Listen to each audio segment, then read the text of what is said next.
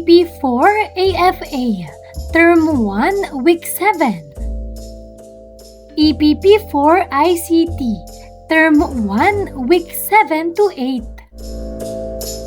Matatag Curriculum, Bansang Makabata, Batang Makabansa, with me, Teacher KMT.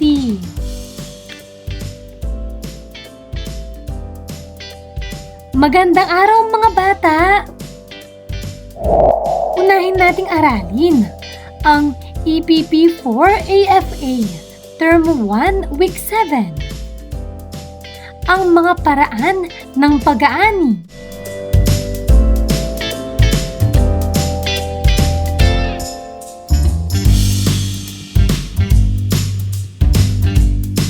Layunin.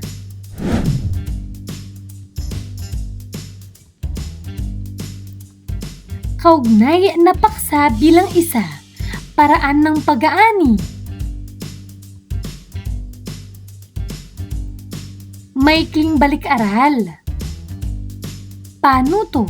Basahin ang bawat tanong at sagutin ito gamit ang isa o dalawang pangusap batay sa iyong natutuhan at sariling karanasan. Una, nakakita ka na ba ng pag-aani ng prutas o gulay? Ano ang iyong napansin?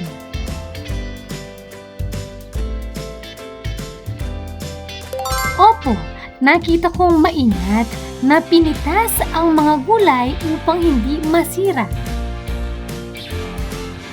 Pangalawa, bakit mahalagang mag-ingat sa pag-aani ng mga pananim? Mahalagang mag-ingat upang hindi masugatan ang pananim at manatiling maganda ang kalidad nito. Pangatlo, kung ikaw ang mag-aani ng mga gulay sa inyong bakuran, paano mo ito gagawin? Maingat kung itong pipitasin at ilalagay sa malinis na basket. Pang-apat, saan dapat itago ang mga inaning prutas at gulay upang manatiling sariwa ang mga ito? Dapat itong itago sa malamig, tuyo at malinis na lugar. Panglima, sa iyong palagay, bakit mas mataas ang halaga ng mga produktong malinis at maayos ang anyo? Dahil mas maganda ang kalidad nito at mas gusto itong bilhin ng mga mamimili. Talakay na natin ang mga paraan ng pag-aani. Ang pag-aani ay isang proseso ng pagkalap ng mga pananim. Ang prosesong ito ay mahalaga upang matiyak ang kalidad ng ani na ibebenta. Kinakailangan ang ibayong pag-iingat upang ito ay manatiling sariwa. Una, mano-manong pag-aani.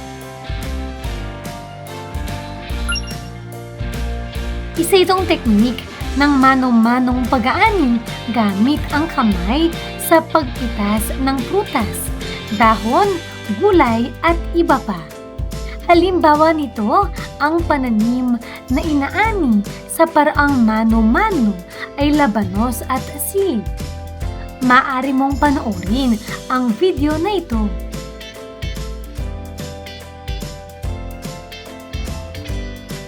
Pangalawa, pag-aani gamit ang kagamitang pangkamay. Ang paraang ito ay inaani ang pananim ng mga magsasaka gamit ang ilang kagamitang pangkamay. Halimbawa nito ay ang tanim na repolyo.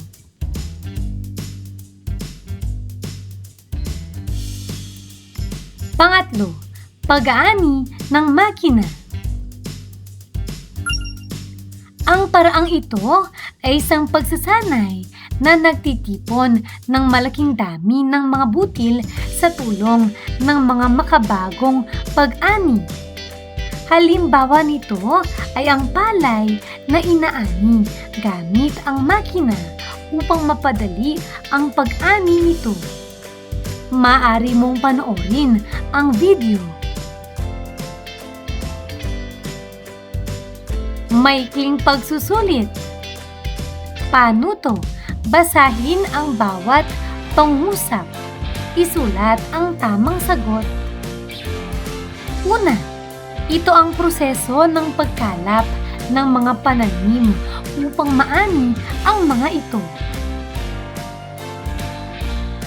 Pangalawa, ito ay paraan ng pag-aani gamit lamang ang kamay sa pagpitas ng mga prutas at gulay.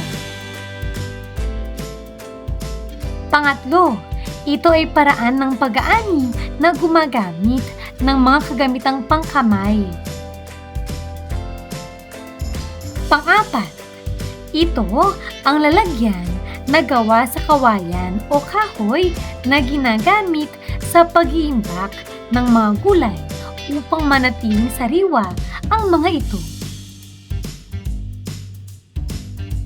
Panglima, dapat ilagay ang mga inaning produkto sa patlang at tuyong lugar upang hindi agad masira. Mga tamang sagot.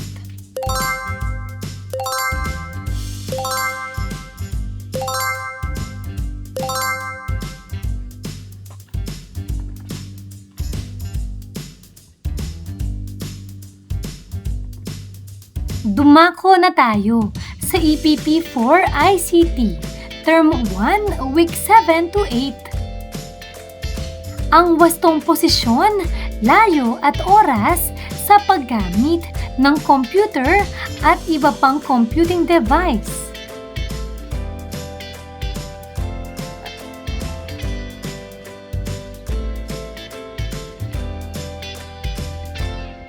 Mga layunin.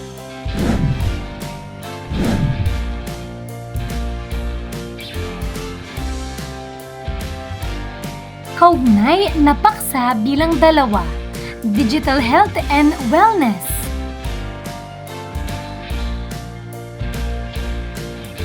Maikling balik-aral. Paano to? Basahin ang bawat tanong at sagutin ito gamit ang 1 o 2 pangusap batay sa iyong natutuhan at sariling karanasan. Una, ano ang mga natutunan natin tungkol sa kahalagahan ng computer at mga computing devices sa ating nakaraang aralin? Magaling! Natutuhan natin na mahalaga ang computer at iba pang computing devices dahil ginagamit ito sa pag-aaral, komunikasyon at paggawa ng iba't ibang gawain ng mas mabilis. Pangalawa, paano tayo tinutulungan ng mga computers sa ating pang-araw-araw na gawain? Tama! Tinutulungan tayo ng computer sa paggawa ng takdang aralin, paghahanap ng impormasyon, pakikipag-usap sa pamilya at kaibigan, at paglikha ng mga dokumento. Pangatlo, ano ang mga benepisyo at panganib ng paggamit ng internet at mga digital devices? Mahusay! Ang benepisyo ng internet at digital devices ay mabilis na komunikasyon at madaling pagkuha ng impormasyon. Ang panganib naman ay maaaring makaranas ng scam, virus o cyberbullying kung hindi ito gagamitin ng maayos. Pagproseso ng pag-unawa. Ang digital health and wellness ay mahalaga sa ating lahat. Ito ay nagbibigay daan sa atin na maging mas responsableng gumamit ng teknolohiya para sa ating kalusugan. Dapat maging ligtas at kapaki-pakinabang sa lahat ang paggamit ng kagamitan at pasilidad sa Information and Communication Technology o ICT katulad ng computer, email at internet. Kailangang mahusay na mapag-aralan ang mga gabay sa ligtas at responsableng paggamit ng computer, internet at email sa paaralan. Maaari mo bang sagutin ang mga tanong? Para sa unang bilang, ano ang mga ginagawa ninyo para mapanatiling malusog ang inyong sarili habang gumagamit ng computer o gadgets?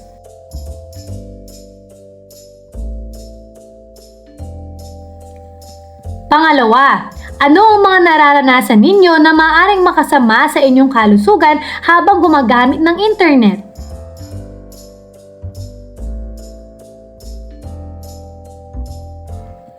Pinatnubayang pagsasanay.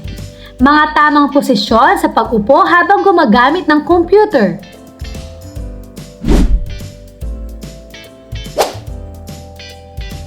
I-relax ang balikat. Pantay ang braso at balikat. Nakasandal ang likod. Bahagyang nakatagilid ang braso. Bahagyang nakatagilid ang hita. Nasa 45 to 70 centimeters ang layo. Dapat na mas mababa sa mata o eye level ang monitor. Wasto ang direksyon ng monitor para maiwasan ang direktang liwanag. Hindi sumasayad ang hita sa ilalim ng mesa kung saan nakapatong ang monitor.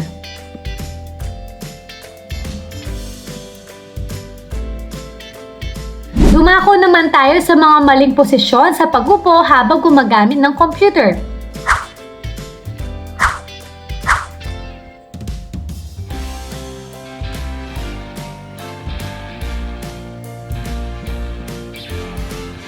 Epekto ng sobrang paggamit ng internet sa kalusugan.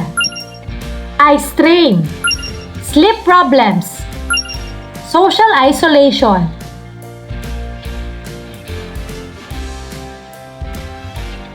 Gawain, gagabayin ka ng iyong guro para sa gawain ito.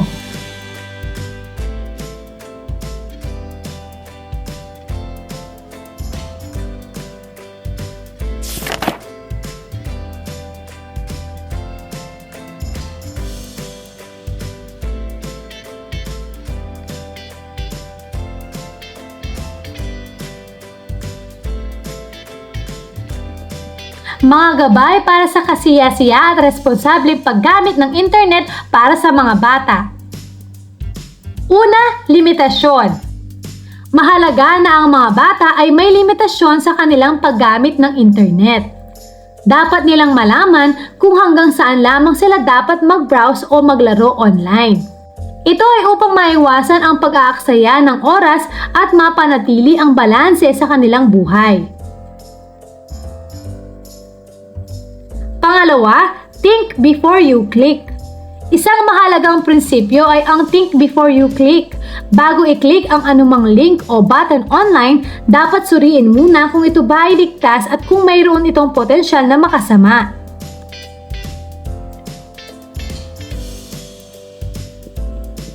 Pangatlo, respeto. Tinutukoy nito ang paggalang sa iba, lalo na sa online community. Dapat tayo ay magpakita ng respeto sa mga kapwa natin netizens. Huwag mag-post ng masasakit na salita at iwasan ang cyberbullying. Pang-apat, positibong paggamit. Ang internet ay isang malaking tulong sa edukasyon, komunikasyon at iba pang aspeto ng buhay. Dapat gamitin ito para sa mga positibong bagay tulad ng pag-aaral, pagbuo ng kaalaman at pagtulong sa iba.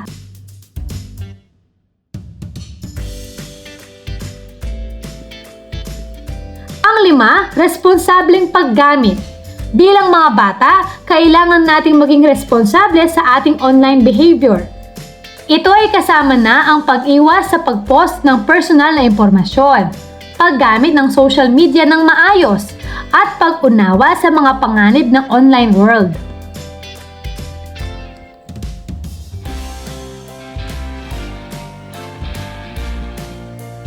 Maaari mo bang isulat sa graphic organizer ang mahalagang alalahanin para sa ligtas at responsableng paggamit ng internet?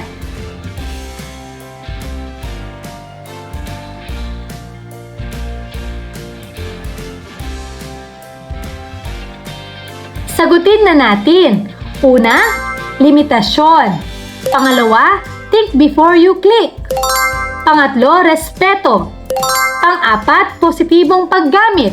At panglima, responsableng paggamit.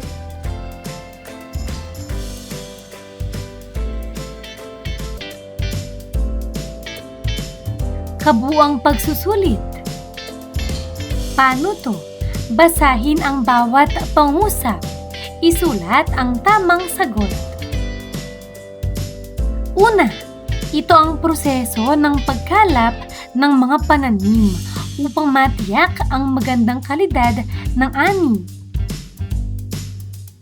Pangalawa, ito ang paraan ng pag-aani na gumagamit lamang ng kamay sa pagpitas ng prutas at gulay. Pangatlo, ito ang basket na gawa sa kahoy o kawayan na ginagamit sa pag-iimbak ng mga gulay. Pang-apat, ito ay mahalagang paggamit ng teknolohiya upang mapanatili ang kalusugan at maging responsable sa paggamit ng ICT. Panglima, ito ang prinsipyong nagsasabing mag-isip muna bago mag-click ng anumang link o button sa internet.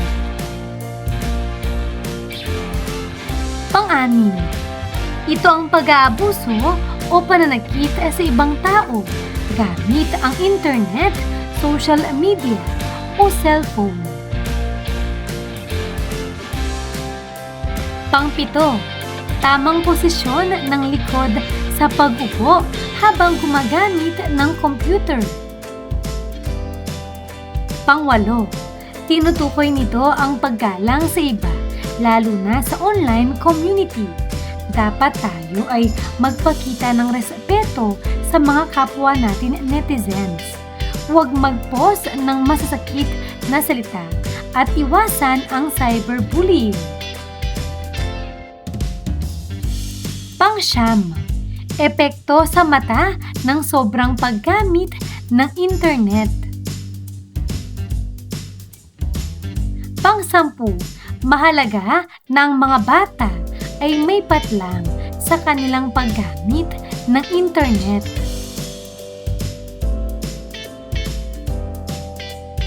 Mga tamang sagot.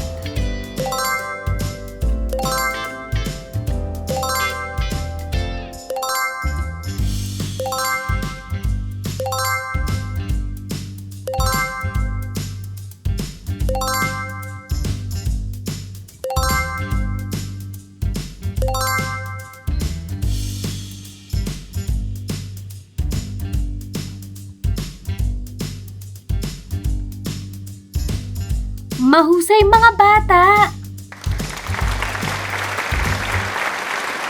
Ano ang mga natutuhan mo sa araw na ito?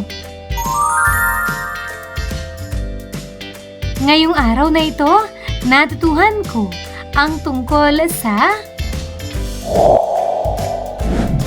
agriculture and fishery arts. Ito ay ang paraan ng pag-aani.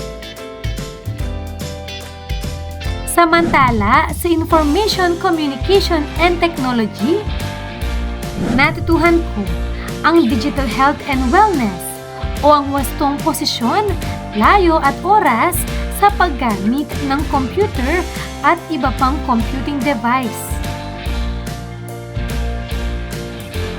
Maraming salamat sa pakikinig mga bata. Sana ay may natutuhan kayo.